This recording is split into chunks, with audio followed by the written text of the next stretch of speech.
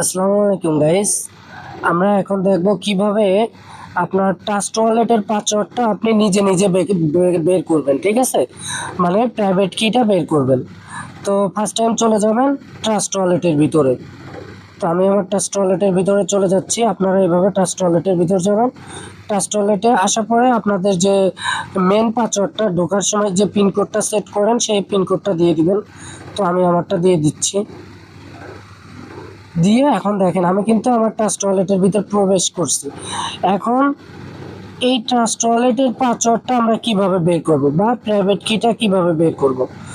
তো এখানে ফার্স্ট টাইমে আপনাদের যাইতে হবে এই যে এখানে দেখেন আপনাদের ওয়ালেট লেখা থাকতে পারে। তো আমি এখানে হচ্ছে ওয়ান চেন ওয়ালেট নাম লিখে রাখছি। তো আমি এখানে একটা ক্লিক করে দিব। আপনারাও এভাবে এখানে একটা ক্লিক করে দিবেন। এখানে একটা ক্লিক করে দেওয়ার পরে এই জায়গায় এই যে থ্রি ডট, সুন্দর করে দেখবেন থ্রি ডটে একটা ক্লিক করে দিবেন। থ্রি ডটে একটা ক্লিক করে দেওয়ার পরে দেখেন এখন হচ্ছে মেন কাজ। এই যে দেখেন ব্যাকআপ ম্যানুয়ালি, ঠিক আছে, ম্যানুয়াল, ঠিক আছে, ম্যানুয়াল অ্যাক্টিভ, মানে এখানে একটা ক্লিক করে দেওয়ার পর সাথে সাথে আপনাদের পাসওয়ার্ডটা শো করবে। ঠিক আছে, এখন এখানে হচ্ছে আপনাদের প্রাইভেট কিটা দিবেন, মানে আপনার ট্রাস্ট ওয়ালেটের যে পাসওয়ার্ডটা ঢোকার সময় লাগে সেটা। তো আমি আমার পাসওয়ার্ডটা দিয়ে দিচ্ছি।